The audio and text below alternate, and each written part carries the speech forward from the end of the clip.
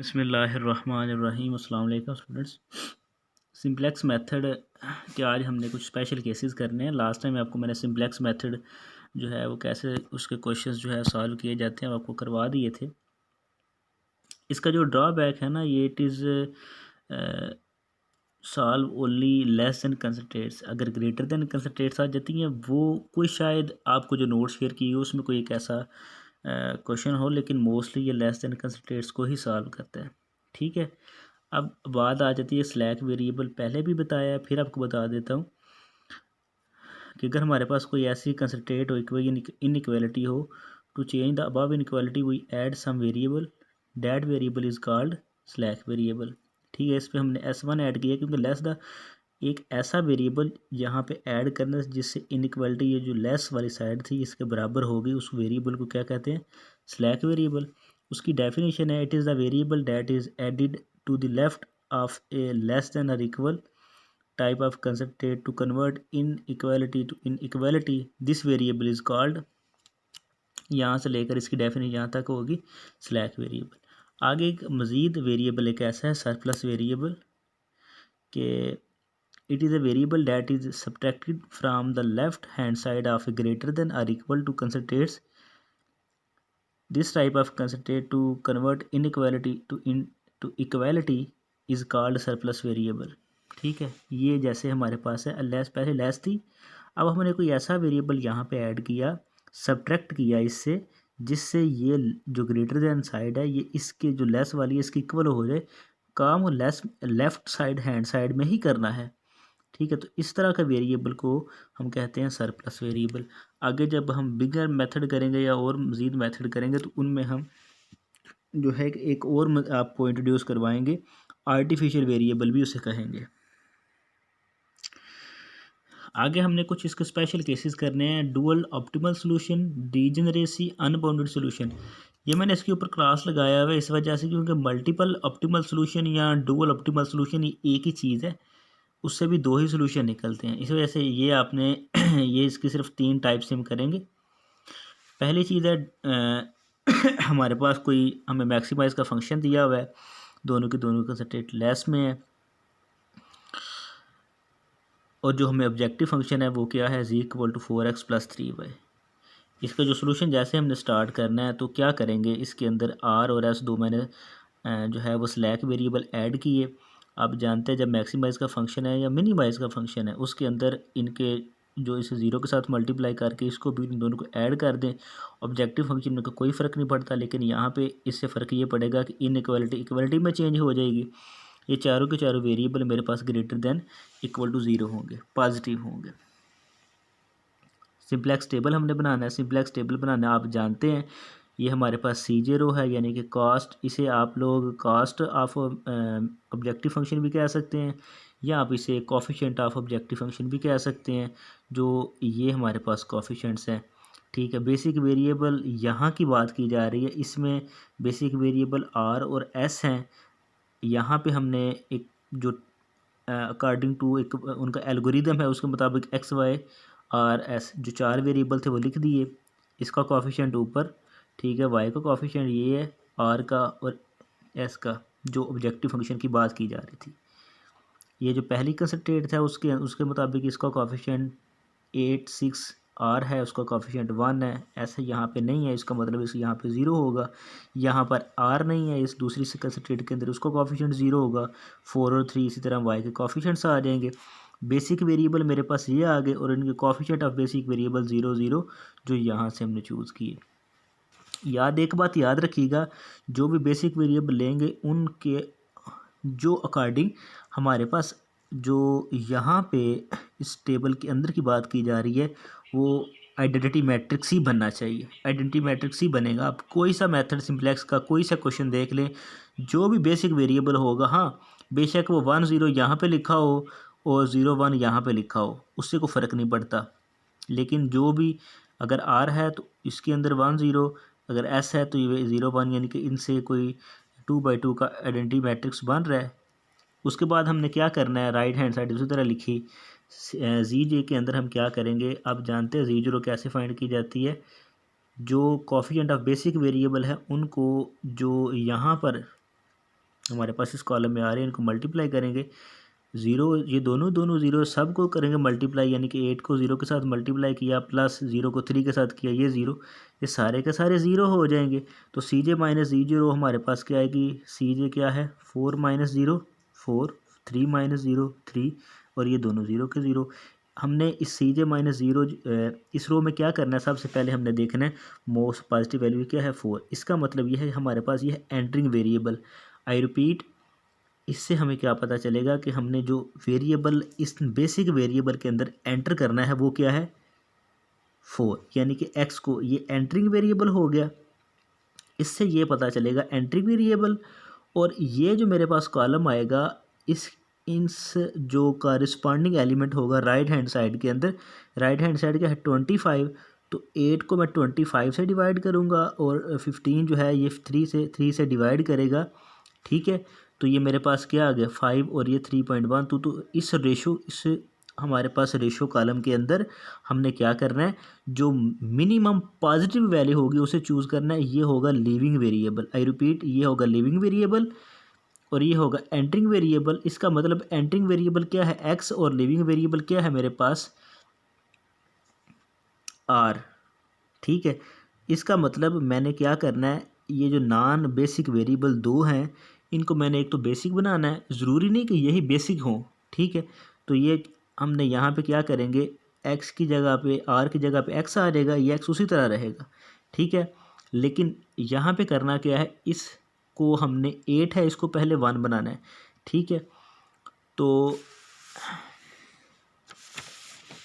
यहाँ पर देखें हमने क्या किया, हमने उसे 8 लिखा हुआ था उसको यहाँ पे पूरी की पूरी रो को हमने 8 से डिवाइड कर दिया। 8 डिवाइडेड बाई 8 ये मेरे पास आ गया। उसके बाद जो बाकी रिमेनिंग है उसके ऊपर मैंने ऑपरेशन देखे 1/8, R1 को मैंने 1/8 से जो है मल्टीप्लाई कर दिया इस पूरी रो को। हाँ, इस कोएफिशिएंट के ऊपर कोई फ़र्क नहीं पड़ेगा, ठीक है। ये मेरे पास 4 आ जाएगा और 25 था, 25 को मैंने 8 से डिवाइड कर दिया। दूसरा क्या करना है, क्योंकि हमने याद रखिएगा यहाँ पे इसके जो नीचे होगा, अब इसे पिवट एलिमेंट कहते हैं, इसे जो है वो मैं लिख देता हूँ यहाँ पर,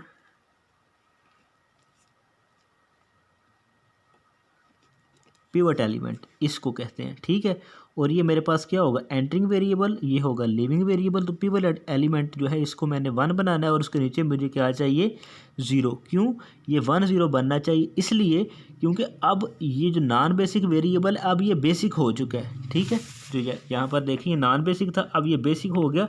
तो बेसिक के लिए मैंने आपको कहा था कि यहाँ पर जो दो बेसिक वेरिएबल होंगे उनके अकॉर्डिंग उनके कॉलम जो हैं वो जो है मेरे पास आइडेंटिटी मैट्रिक्स बनना चाहिए। जैसे देखें 1 0 अब हो गया और ये 0 1। अब अगेन मेरे पास ये बन रहा है ना मेरे पास यहाँ पे आइडेंटिटी मैट्रिक्स। तो यहाँ पे हमने क्या किया, एक तो ये, दूसरा हमने इसके नीचे, अब ये मेरे पास इसके नीचे क्या था, इसके नीचे था 3। तो मैंने इस पूरी रो को 3 के साथ मल्टीप्लाई किया और R2 में से जब मैंने माइनस कर दूंगा तो ये मेरे पास ये आ गया। जीजे हम क्या करेंगे, जीज रो आप जानते हैं 4 को 1 के साथ प्लस 0 को 0 के साथ, 4 1 और 4 को जब इसके साथ मल्टीप्लाई करेंगे तो 4 4 से कट गया जस्ट 3, और जब 0 को करेंगे तो मेरे पास जस्ट ये 3 आ जाएगा क्योंकि ये 0 आ गया। अब जब 4 को इसके साथ करेंगे तो 4 ये, तो 1/2 मेरे पास आ जाएगा क्योंकि ये 0 है तो इसे 0 भी कर देगा और ये मेरे पास ऑलरेडी 0। सी जे माइनस सी जीरो क्या होगी 4 - 4 0, 3 - 3 0, 0 - 1/2 -1/2 ये आ गया। अब असल में क्या है, हमें तो चाहिए था मैक्सिमाइज़ का फंक्शन है, हमें चाहिए मोस्ट पॉजिटिव वैल्यू, वो तो इसके अंदर कोई नहीं है। डुअल ऑप्टिमल सॉल्यूशन ये जो केस है ये इसी तरह आपको सिखाया जा रहा है। देखें यहाँ पे भी 0, ये भी 0, ये नेगेटिव, ये 0।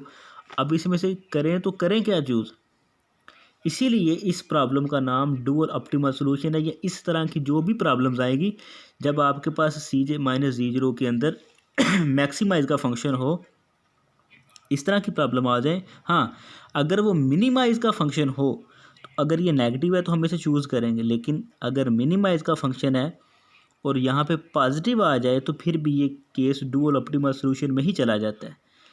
तो इसका एक डुअल है, डुअल का नाम ही मतलब दो इसके सॉल्यूशंस होंगे। एक इससे क्या फाइंड करेंगे, ये भी मेरे पास उसी तरह रो सारी की सारी आ जाएगी। मैं आपको बता देता हूँ, थोड़ा सा एक्सप्लेन भी कर देता हूँ कि आप लोगों के पास ये रो कैसे आती है। जैसे सपोज हमारे पास अभी ये जो इस सारी रो को क्या किया है, उसने 8 से डिवाइड किया, तो ये 1, 3/4, 1/8 और 0, और ये क्या है 25/8 आ गया। ठीक है, ये मेरे पास क्या है R1 रो है। ठीक है, इसको क्या किया है 3 के साथ मल्टीप्लाई किया है। क्यों? ताकि इसे R2 में से माइनस, ऑपरेशन तो ये था ना R2 माइनस 3R1। तो R2 हमारे पास क्या थी, R2 रो थी हमारे पास 3, 4, 0, 1 और 15, ये हमारे पास रो थी। इसको जब 3 के साथ मल्टीप्लाई किया तो ये भी 3, इसको जब 3 के साथ किया, ठीक है, मल्टीप्लाई, तो ये मेरे पास 9/4, इसको जब 3 के साथ मल्टीप्लाई किया, ठीक है, तो -3/8, और जब इसको 3 के साथ मल्टीप्लाई किया मेरे पास हमने, ठीक है, तो ये 25/8 था, और इसको जब 3 के साथ आप मल्टीप्लाई करेंगे तो आप सपोज फ़िलहाल अभी से ये 75/8 आ जाएगा। ये R2 थी, ये 3R1, इसे हमने माइनस करना, जब माइनस आप करेंगे, ठीक है, ये इसका ये डैश का मतलब ये नहीं है, ये पॉजिटिव ही है, माइनस करेंगे तो ये मेरे पास 0, तो 4 - 9/4 ये मेरे पास आ जाएगा 7/4, ये पॉजिटिव है मेरे पास, और जब इसमें से 0 - 3/8 तो -3/8, 1 - 0 तो ये मेरे पास 0, और 15 - 75/8 जब इसका एलसीएम आप लेंगे तो आपके पास ये सारे का सारा 8/45 आ जाएगा। ठीक है, तो ये ऑपरेशन था जो यहाँ पे हमने किया हुआ है, R2 - 3R1। आई होप आपको समझ आ गई होगी। ठीक है, तो इससे एक ऑप्टिमल सोल्यूशन क्या निकलेगा, याद रखिएगा x जब ऑप्टिमल सोल्यूशन, क्योंकि यहाँ पे अब ये मज़ीद सॉल्व नहीं होता। ठीक है, अगर ये मज़ीद सॉल्व नहीं होता, इसका मतलब जो राइट हैंड साइड में होता है ना, वो उसका x का आंसर होगा, जो बेसिक वेरिएबल है। x किसके बराबर है 25/8, y तो यहाँ पे तो बेसिक वेरिएबल s है, y मतलब 0 है। तो याद रखिएगा जो हमारे पास z की वैल्यू आती है ना, वो 4 को राइट हैंड साइड प्लस 0 भी दूसरा बेसिक वेरिएबल होगा, वो तो y भी 0 है, तो जब इसको करेंगे तो ये तो ख़त्म। जब इसको 25/8 को जब 4 के साथ मल्टीप्लाई करेंगे तो 4 1s are 2, 4 2s are 8, तो 25/2 आ जाएगा। तो ये राइट हैंड साइड में जो जी रो के सामने आंसर आता है राइट हैंड साइड के अंदर, वो याद रखिए, क्योंकि ये बेसिक वेरिएबल की बात की जा रही है ना, तो जी का आंसर होगा 25/2। तो मेरे पास ये आंसर एक ऑप्टिमल सोल्यूशन ये आ गया। अब दूसरा केस ये है, मेरे पास तो एक आंसर अभी तक आया है, दूसरा आंसर मेरे पास कैसे आएगा, क्योंकि अब ये देखिए, ये तो मेरे पास बेसिक वेरिएबल है। हमेशा याद रखिएगा बेसिक वेरिएबल जो है उसे हमने चूज़ नहीं करना, नॉन बेसिक वेरिएबल में से देखना है कि कौन सी पॉजिटिव है। तो नॉन में एक ये 0 है और दूसरा -1/2। मैं फिर यहाँ पे एक बात मैंने यहाँ पे कर दी, यहाँ पर देखें x और y ये दोनों मेरे पास नॉन बेसिक वेरिएबल थे, r और s मेरे पास बेसिक थे, इसलिए मैंने इन दोनों में से चूज़ किया। यह होता ही इन दोनों में से चूज़ है। और यहाँ पर भी देखें, ये x तो मेरे पास बेसिक है, नॉन बेसिक तो y और r है, तो यहाँ पे इन दोनों में से चूज़ करेंगे तो -1/2 तो नहीं चूज़ कर सकते, क्योंकि ये नेगेटिव है, 0 है। तो अब मैं दूसरी कंडीशन है वो क्या होगी कि हमें अब 0 पे जो है वो एंटरिंग वेरिएबल हमें देना पड़ेगा। इस वजह से इस तरह के जो केसेस होते हैं उन्हें कहते हैं डुअल ऑप्टिमल सोल्यूशन। तो जो अब ये जो टेबल है मैं दोबारा यहाँ पे लिख रहा था, मैंने सारा दोबारा लिखा, वो सारा कुछ वही जो ऊपर एक्सप्लेन किया है वही यहाँ कुछ, हाँ, लेकिन यहाँ पे राइट हैंड साइड मैंने यहाँ पे नहीं लिखी, क्योंकि इसे हमने मज़ीद सॉल्व करना है। ये सारे का सारा उसी तरह। हाँ, यहाँ पे हम क्या करेंगे, अब जी जो है उसके लिए मैं जब इसे 4 को 1 के साथ मल्टीप्लाई किया प्लस 0 तो मेरे पास 4 आ गया। Z0 जब 4 को इसके साथ मल्टीप्लाई किया तो 4 4 से कट गया, 3 मेरे पास आ गया। ये सारा कुछ वही लिखा हुआ है। अब यहाँ पे मैंने क्या चूज़ किया, अब यहाँ पे मैंने 0 चूज़ कर लिया क्योंकि नॉन बेसिक एक 0 था। अब ये भी तो मेरे पास पॉजिटिव होता है ना, जब इसे मैं चूज़ करूँगा इसका मतलब ये जो कॉलम मेरे पास होगा ये मेरे पास एंटरिंग वेरिएबल मेरे पास y आ गया। अब यहाँ से जज करना है कि लीविंग वेरिएबल कौन सा है, किसको यहाँ से हम स्किप करवा सकते हैं।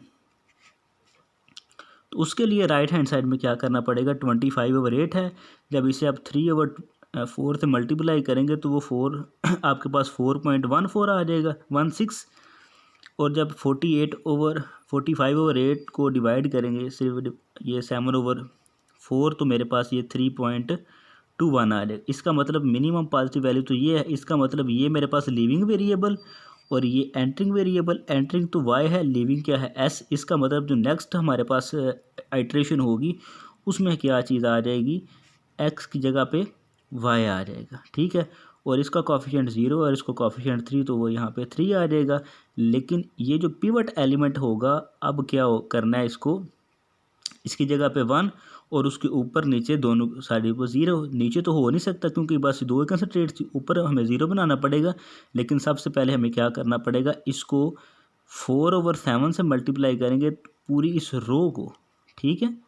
इस पूरी रो को 4/7 से करेंगे मल्टीप्लाई ताकि ये 1 हो जाए। जब आपने मल्टीप्लाई हम करेंगे 4/7 से R2 को तो 0 1 -3/14 4/7 आ जाएगा। और फिर उसके ऊपर भी 0 बनाना था, इस वजह से R1 जो इस रो है इसमें हम क्या करेंगे, R1 -3/4 क्या किया, क्योंकि इसके ऊपर था 3/4 और ये 1 था तो 3/4 जब इसे मल्टीप्लाई करेंगे तो ये भी 3/4 बन जाएगा। इसमें से माइनस करेंगे तो ऊपर वाला 0, बाकी उसे कोई मतलब नहीं है कि वो क्या उनका आंसर आता है। जब आपके पास ये आ जाएगा और ZJ रो हमारे पास अब क्या हो जाएगा, 4 को इसके साथ करेंगे मल्टीप्लाई। यहाँ पे ना एक लाइन बेशक छोड़ दीजिएगा, ये टेबल होता है जब एक आइट्रेशन दूसरी आइट्रेशन सारे इकट्ठे टेबल पे ही बनाना हो तो फिर एक लाइन छोड़ देती है। दोबारा हमें ये बेसिक वेरिएबल और कोफिशिएंट ऑफ बेसिक वेरिएबल लिखने की ज़रूरत नहीं पड़ती, इस वजह से एक लाइन छोड़ दी जाती है जब ये टेबल अटैच करने होते हैं। XY, ठीक है, Y मेरे पास अब क्या हो गया, एंटरिंग वेरिएबल था, इसका कोफिशिएंट 3 आ जाएगा। जब इनको मल्टीप्लाई करेंगे 4 1 ज़र 4 और ये 0 जस्ट इसका Z आ जाएगा। और यहाँ पर ये 0 है, ये 3 जैसे यहाँ पर जस्ट 3। और जब 4 को इसके साथ मल्टीप्लाई करेंगे प्लस 3 को जब इन दोनों के साथ करेंगे हमारे पास ये आंसर -11/14 और ये 24/7 आ जाएगा। अब यहाँ पे क्या करना पड़ेगा, अब यहाँ पर देखें ये दोनों बेसिक वेरिएबल, अगर ये दोनों के दोनों बेसिक वेरिएबल हैं तो यहाँ पर हमारे पास क्या हो जाएगा, यहाँ पर देखें ये दोबारा आइडेंटिटी मैट्रिक्स बन गया। पीछे बेसिक वेरिएबल यहाँ पे क्या था, RS था, तो इसका आइडेंटिटी मैट्रिक्स ये बना। और अब बेसिक वेरिएबल मेरे पास XY है तो ये बन जाएगा। इसका मतलब अब यहाँ पे हमने मोस्ट पॉजिटिव वैल्यू देखनी है, तो मोस्ट पॉजिटिव वैल्यू तो अभी भी हमारे पास नॉन बेसिक वेरिएबल जो R और S हैं उनके अंदर ये मौजूद है। फिर हम क्या करें, इसे चूज़ करें। इसे चूज़ करने की ज़रूरत नहीं है, उसकी वजह यह है कि जब हम इसे दोबारा पॉजिटिव, क्योंकि मोस्ट पॉजिटिव इसमें से हमने चूज़ अगर करेंगे तो दोबारा हमारे पास यही आइट्रेशन आ जाएगी, ठीक है। तो इस वजह से हमें उसे चूज़ करने की ज़रूरत नहीं होगी क्योंकि X और Y हमने बेसिक वेरिएबल भी बना दिए हैं। और अब क्या करेंगे, इसके जो X की वैल्यू हमारे पास क्या आ जाएगी 5/7, Y की वैल्यू 45/14 और Z की वैल्यू कैसे आएगी, जब 4 को हम मल्टीप्लाई करेंगे 5/7 से और प्लस 3 को मल्टीप्लाई करेंगे 45/14 से, दोबारा हमारे पास 25/2 हमारे पास Z की वैल्यू आ जाएगी। ये हमारे पास होगा डुअल ऑप्टिमल सॉल्यूशन, ठीक है। यहाँ पर देखें ऑप्टिमल सॉल्यूशन में Z की वैल्यू और डुअल ऑप्टिमल सॉल्यूशन में Z की वैल्यू सेम होगी, बस X और Y की वैल्यूज़ ही चेंज होगी, ठीक है। तो ये था हमारा डुअल ऑप्टिमल सॉल्यूशन एक केस। अब हमने नेक्स्ट करना है डीजेनरेसी क्या चीज़ है। आई होप आपको अच्छी तरह समझ आ गई होगी। और Z मैं फिर थोड़ा सा एक्सप्लेन कर देता हूँ कि Z हमने कैसे फाइंड करना है। जो Z की हमने वैल्यू निकालनी होती है ना, जो यहाँ पे मैं फिर बता रहा हूँ, 4 को अपने 5/7 से 4 × 5/7 प्लस 3 मल्टीप्लाई बाय 45/14। ठीक है, जब आप ये करेंगे प्रोसीजर तो आपके पास ये 25/2 आप लोगों के पास इसका आंसर आ जाएगा जी का, जो ये हमारे पास आया हुआ है। अब ये नेक्स्ट केस हमारे पास है डीजेनरेसी। ठीक है, तो इसका भी मैक्सिमाइज का फंक्शन है जी, हमें मैक्सिमाइज फंक्शन ऑब्जेक्टिव फंक्शन ये दिया हुआ है 2 कंसंट्रेट्स लेस के अंदर। इसका मैक्सिमाइज हम जानते हैं, ये इसमें स्लैक वेरिएबल एक ऐड किया आर और इसमें एस वेरिएबल ऐड किया, तो ये दोनों इक्वालिटी में चेंज हो जाएंगी। 2 वेरिएबल ऐड किए, उन्हें हमने 0 के साथ मल्टीप्लाई करके ऑब्जेक्टिव फंक्शन के अंदर ऐड कर दिया। टेबल इनका कैसे बनेगा, हमारे पास X Y R S basic variable R और एस हमने चूज़ किए हुए हैं, नॉन बेसिक वेरिएबल एक्स और वाई हैं, कोफिशिएंट ऑफ बेसिक 0 0। इनका जो ऑब्जेक्टिव फंक्शन है उसका कोफिशिएंट 4 3 0 0 आ जाएंगे। पहली कंसंट्रेट 2 3, इसका कोफिशिएंट 1 आर का एस यहाँ पे नहीं है तो ये 0, राइट हैंड साइड इसकी 8 आ जाएगी और ये भी इसी तरह। अब असल में बात क्या है, ये मैं क्यों ये आपको ये केस करवा रहा हूँ। जी जे हमारे पास क्या है, इसको इसके साथ मल्टीप्लाई प्लस इसको इसके साथ मल्टीप्लाई इसको इसके साथ, ये 0 0 ऑलरेडी सारे का सारा 0 आ जाएगा। सी जे माइनस जी जे रो मेरे पास 4 माइनस 0 ये 4, इसका मतलब मेरे पास एंटरिंग वेरिएबल तो ये बन गया एक्स। अब लीविंग वेरिएबल देखना है तो इसका मतलब मेरे पास कॉलम तो ये आया हुआ है। अगर ये मेरे पास कॉलम आ चुका है तो राइट हैंड साइड को मैं इससे डिवाइड करूँगा, 8 डिवाइडेड बाई 2 4 और 3 डिवाइडेड बाई 12 ये भी 4।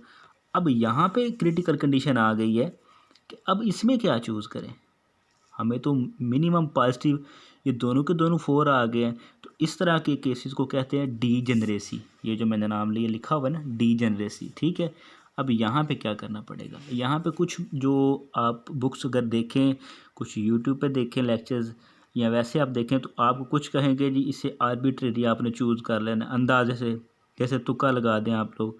ठीक है, लेकिन असल बात ये है कि अगर ये दोनों के दोनों 4 4 आ जाते हैं, हमें दोबारा जिससे हमने डिवाइड किया फिर उन्हें डिवाइड करना पड़ेगा।